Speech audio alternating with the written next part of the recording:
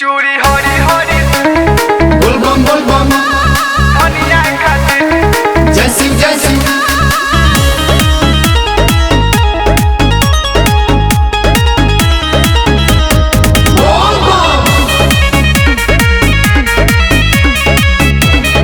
धनिया खातिर बम देव घर के पेड़ा मशहूर लेला शंखा पोला से नुरवा जरूर लेला। ए बम किधर जा रहे इधर आइए। बम देव घर के पेड़ा मशहूर लेला शंखा पोला से नुरवा जरूर लेला। बाला बिंदी लेला छुट्टी बनी ना खाती। और क्या चाहिए बम? चूड़ी हरी हरी का? चूड़ी हरी हरी हाँ। चूड़ी हरी हरी दे दो हमरा कोनिया खातिर। ठीक चूड़ी बा। हरी हरी दे दो हमरा धनिया खातिर। चूड़ी हरी हरी दे दो हमरा कन्या खातिर। ए बम मेरा रू भक्त है का? धनिया खातिर धनिया खातिर धनिया खातिर देवघर के नानी दुकान है बम जी। अच्छा। कौनो सामान ली दाम लगे कम जी। निफिकी रोक लीजिए। दे दो टिकुली के पता नोह बाली से हो। ला ला।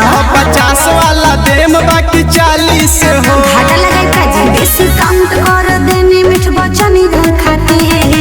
और कुछ? चूड़ी हरी हरी चूड़ी हरी हरी बोला ना। चूड़ी हरी हरी दे दो हमरा कोनिया ले खातिर। जा, हरी ले जा। हर का चूड़ी हमरा धनिया खातिर। चूड़ी हरी हरी दे दो हमरा कन्या खातिर।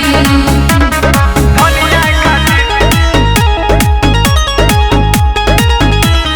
धनिया खातिर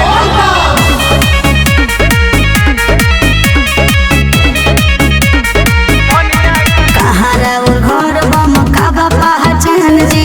हर साल आइब सुनी हमारे दुकान जी। भुलाई मत। सुन गीत लिखी हम मद होशी हई। गायक अभिषेक सिंह के पड़ोसी हई। ई बात बका ले ले है का जरवा पपनी रखते।